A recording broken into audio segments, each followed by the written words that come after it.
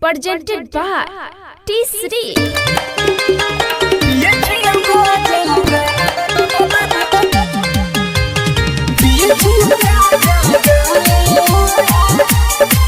Music by DK Sangam Recording Studio, चकरमनिया।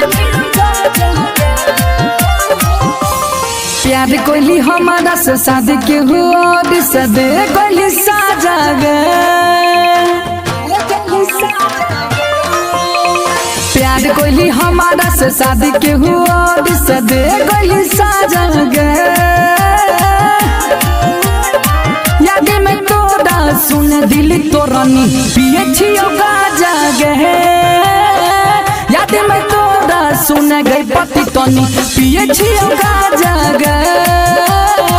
याद में तोड़ा सुन गई खेला करी पिए छियो गाजा गे।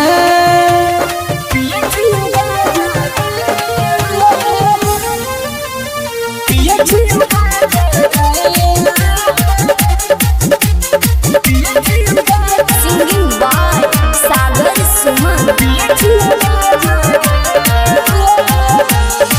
प्यार झूठा कसम किया खैली गे। पहले नहीं हमके बताइली गे। ई दीवाना के हाल नहीं जाने के किया आंखें के सोझा रवैली गे।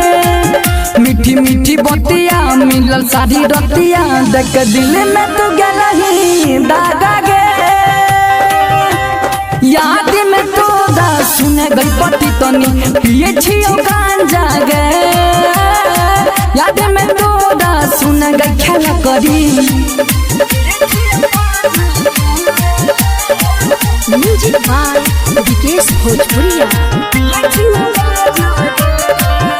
Recording by Durgesh जी। तू तो कह देली हमारा से छ लगे तोरा मिलल वो रंग राहु लगे। सागर सुमन के छोड़ल है बीच में दुर्गे संगम के पूछल नहीं हाल लगे। पिए छियो तारी रोज पिए छियो दारू खूबे आबछ मजा गे। याद में तोड़ा सुन दिल तोरनी पिए छियो गांजा गे। याद में तोड़ा सुन गई पति तनी प्यार कोली हमारा से शादी के हुआ सदे गई साजा गे। याद में तोड़ा सुन दिल तोरनी पिए छियो गांजा गे। याद में तोड़ा सुन गई पति तनी पिए छियो गांजा गे। याद में तोड़ा सुन गई खेला करी पिए छियो गांजा गे। संगम रिकॉर्डिंग स्टूडियो, चकरमनिया।